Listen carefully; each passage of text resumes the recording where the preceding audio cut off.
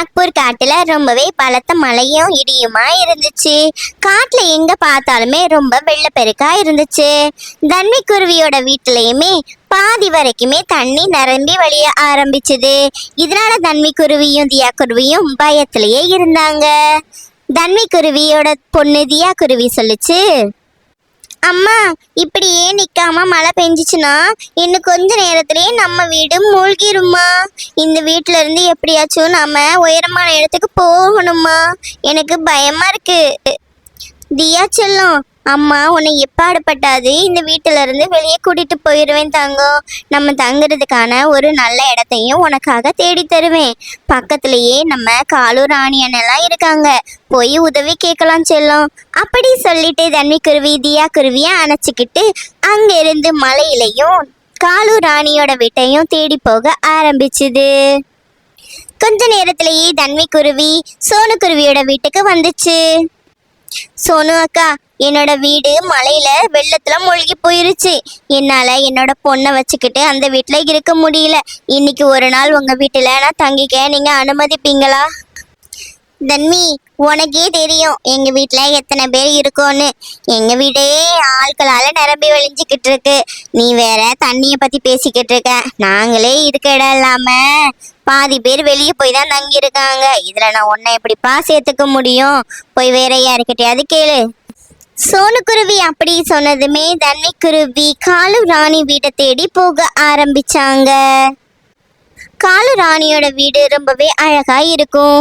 தன்வி குருவி அங்க போய் கேட்டுச்சு, காலு அண்ணா, என்னோட வீடு தண்ணியில மூழ்கி போயிருச்சு.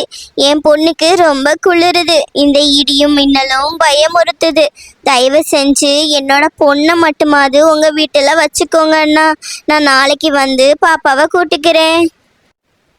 அச்சச்சோ, என்னோட வீட்டுல இடம் இருந்தா உன்னை நான் அப்பவே சேர்த்திருப்பேன் தன்வி. ஆனா என்னோட பையனுக்கு இந்த ஒரு வீடே பத்தாது. வீடு முழுக்க சுத்தி சுத்தி வருவான். அதனால நீ வேற யார்கிட்டயாச்சும் போய் உதவி கேளு. ஏன் இங்க நிக்கிற? மழை சீக்கிரம் அதிகமாயிரும். காலு ராணியும் தன்னை அவமானப்படுத்தி அனுப்பினதை நினைச்சு தன்வி குருவி சோகத்துல ஒரு மரத்தடியில தாமரை இலையில நனையாம ஒதுங்கி இருந்துச்சு. அப்ப தன்வி குருவி ரொம்பவே சோகமா அழுதுகிட்டே இருந்துச்சு. அம்மா, இந்த காலுவும் ராணியும் ரொம்பவே மோசமான ஆண்டி அங்கிள். நம்மளை எவ்வளவு கஷ்டப்பட்டு இப்படி நம்ம நனைஞ்சாலும் பரவாயில்லன்னு வெளியே அனுப்பிட்டாங்க. இனிமே அவங்களுக்கு நாம எந்த உதவியும் செய்யக்கூடாதுமா. தியா செல்லம், அப்படி சொல்லக்கூடாது. யாரையுமே என்னைக்குமே நாம எதுவும் தப்பா பேசக்கூடாது. நமக்கு இடம் தரதும் தராததும் அவங்களோட விருப்பம். ஏன்னா அது அவங்களோட வீடு. நம்ம வீடு இல்லாம போனதுக்கு அவங்க என்ன செய்வாங்க தங்கம்? நாம கண்டிப்பா நல்ல வீட்டை தேடியே இருக்கதான் போறோம். நீ கவலையே படாத. தன்வி குருவியும் தியா குருவியும் பேசிக்கிட்டு இருக்கதை கேட்டுட்டு தாமரை இலை பேச ஆரம்பிச்சுது.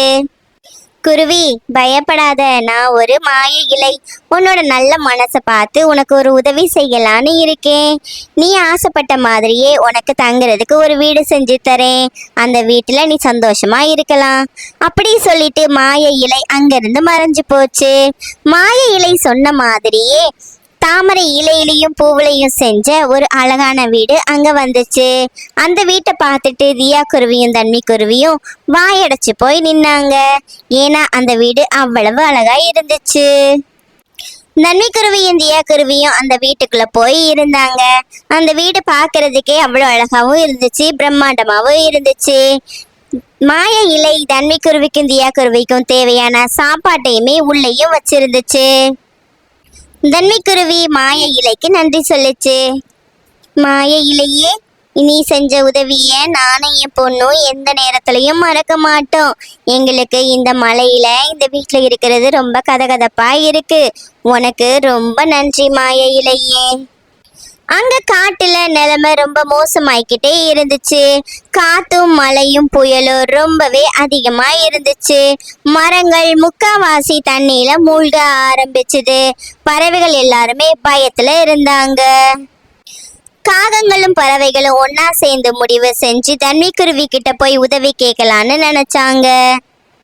பறவைகளே, நமக்கு உதவி செய்யக்கூடிய ஒரே ஒரு ஆள் இருக்காங்கன்னா அது தன்விக்குருவி தான். வாங்க போய் உதவி கேட்டு பார்க்கலாம். பறவைகள் நினைச்ச மாதிரியே தன்விக்குருவியோட வீட்டு முன்னாடி வந்து தன்விக்குருவியை கூப்பிட ஆரம்பிச்சாங்க. தன்வி, தன்வி, நீ மட்டும் இப்ப வெளியே வரலன்னா நாங்க சீக்கிரம் செத்தே போயிருவோம். தன்வி, தன்வி, வெளியே வா தன்வி. இந்த சத்தத்தை கேட்டுட்டு தியா குருவி சொல்லுச்சு, அம்மா, அந்த மோசமான பறவைகளும் காகங்களும் தான் வந்திருக்கு. நாம அவங்களுக்கு எந்த உதவியுமே செய்யக்கூடாதுமா. நீங்க எக்காரணத்தை கொண்டும் கதவை திறந்து போகவே கூடாதுமா. அவங்களுக்கு இது தேவைதான். தியா குருவி அப்படி சொன்னதுமே தன்விக்குருவி சொல்லுச்சு, தியா செல்லம், அம்மா சொல்லியிருக்கேன்ல, யாரையும் நாம என்னைக்குமே கஷ்டப்படுத்தவே கூடாது. அவங்க செஞ்ச பாவத்துக்கு தான் இப்போ தண்டனையை அனுபவிச்சுக்கிட்டு இருக்காங்க. அதுக்காக அவங்கள இப்படியே விட்டுற முடியாது. நாம தான் உதவி செய்யணும். அதனால கதவை திறந்து அவங்கள உள்ள கூப்பிட்டுக்கலாம் தங்கம். தன்விக்குருவி அப்படி சொல்லிட்டு கதவை திறந்து பறவைகள் எல்லாரையுமே உள்ள கூட்டிட்டு வந்தாங்க. வந்த பறவைகள் அனைவருமே அந்த வீட்டை அவ்வளவு பிரம்மாண்டமா பார்த்துக்கிட்டு இருந்தாங்க.